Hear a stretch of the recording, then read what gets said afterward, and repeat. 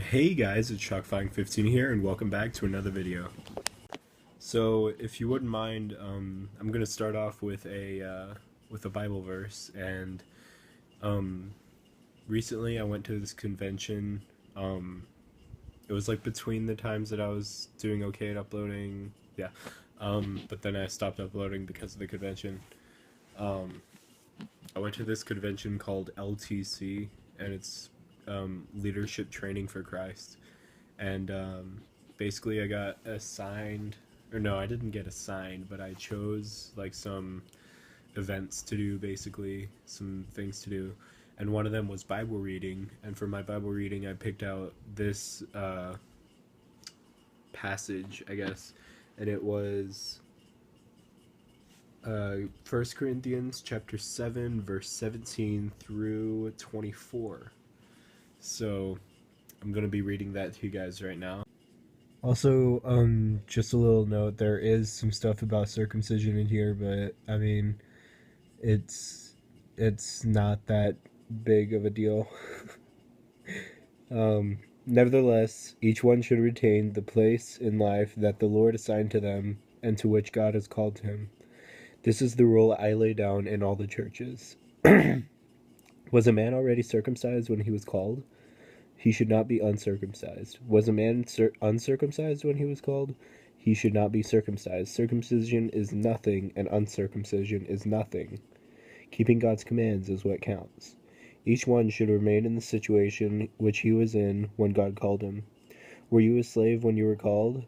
Don't let it trouble you. Although if you can gain your freedom, do so. If you can gain your freedom, do so. For he who was a slave when he was called by the Lord is the Lord's freedman. Similarly, he who was a free man when he was called is Christ's slave.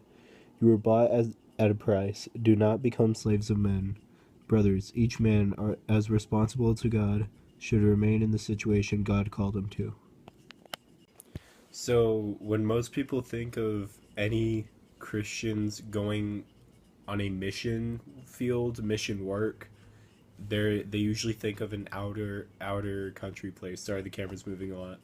Um, and sometimes people even think of the Great Commission in Matthew chapter 11, I think. I don't think that's it. Hold on. Nope. Wasn't even close. It was Matthew chapter 28. Recently, my youth group went on a mission trip to here where I live, and basically we just stayed in apartments. We removed ourselves from the outer world, and we just got to work. I mean, it was awesome. We worked with a homeless organization, a children's hospital organization, the Ronald McDonald House. You may know about it, and another church actually. It was pretty neat. It was pretty fun. Um, and most of the work I did basically was like uprooting trees.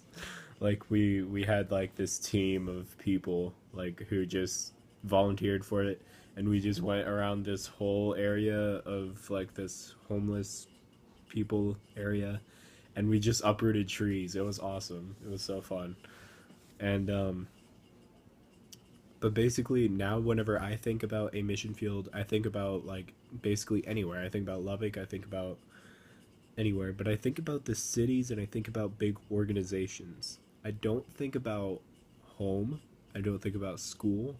I don't think about the internet. Like, I mean, now I do, obviously, but I used to not think about it that way until I wrote this lesson. And it was kind of an eye opener. Like, I was just sitting there at lunch one day and I was thinking about it. I was like, hey, this would be a pretty neat lesson. So, you know what? Here it is. Now, don't get me wrong. I don't think that mission fields in foreign places are less important than the mission fields here. I don't think they're more important either. Honestly, I think they're equally as important. Some of them may need more work than others, but they're equally as important, I think. Yeah, just don't get me wrong. It is God's work. It is a good thing to be working out in foreign places. It's a good thing to be working in your hometown with random organizations. Not well, I mean, not random. Like you shouldn't. You should kind of look into it, see if it's good for a good cause. I don't know, but it's a good thing to help others, basically. but we don't really think about helping people we know, or helping like people and places, I guess, we visit every day. Like, okay, let me put it this way, like I said earlier, home is a mission field, school is a mission field, work is a mission field, everything is a mission field.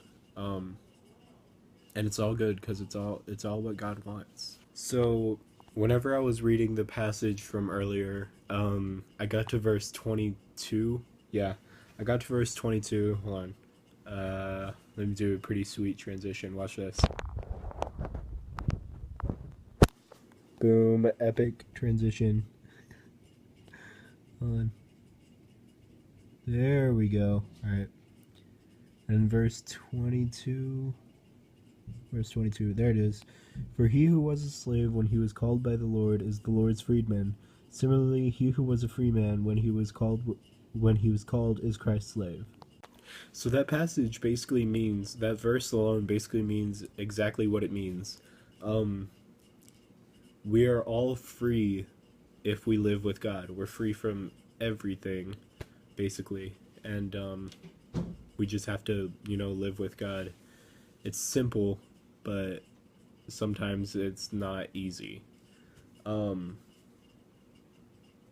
But like I hope you understand that, by the way. Like, it's simple, but it's not easy. But on the flip side of that, we can only be free with him if we follow his commands. So that's kind of what it's saying. Like, because I hope you guys understand this verse, this reading area thing. This whole book, First Corinthians, the whole book of First Corinthians was written by a guy named Paul, I think. Hold on. I'm gonna check real quick, just so I'm not wrong. Yeah, Paul. Okay, so it was written by Paul. I can't believe I didn't know that. Okay, well, I can actually, but it was written by Paul. So it's kind of like he was teaching his own lesson through a letter. He was actually, like, he hand wrote a letter, and he sent it out to a church, and then that letter got copied to the Bible, basically, because Paul was basically like the man God spoke through after Jesus left, and it's pretty awesome. Basically, to end this off, I basically just want to ask, what are some of his commands that you think are difficult to follow, or that you just can't believe that they're a command from God?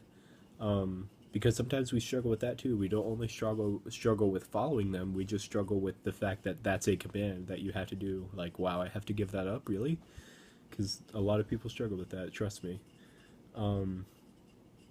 Mine is, like, just one I have trouble following is biting my tongue, and I don't mean that literally. Like, the Bible doesn't say bite your tongue off. Well, I mean, it says bite your tongue, but that means I'm sorry, I go off on the craziest tangents ever. Okay, my trouble, like, one of my troubles with a command is biting my tongue, like not saying what I should, or no, saying what I should not say, or not holding back whenever I should say something. Like, I basically say too much, basically.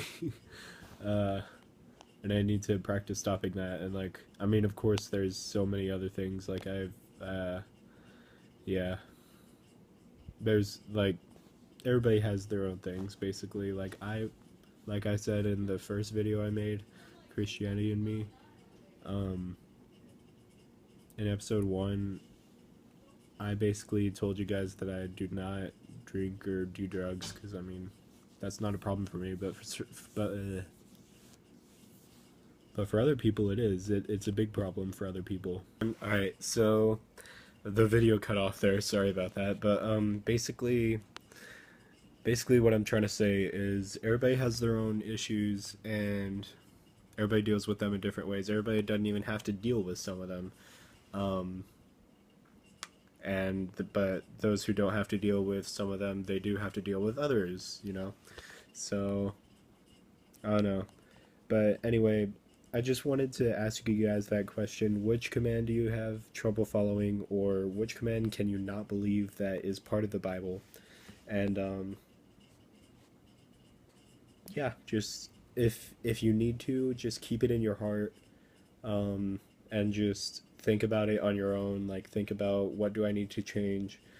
And it also just makes you a better person. I mean, any of them, like, just think about any of the commands. Like I said in my first video, um, just think about any command that you know that is from the Bible, and think about like why God doesn't want you doing that or does want you doing that.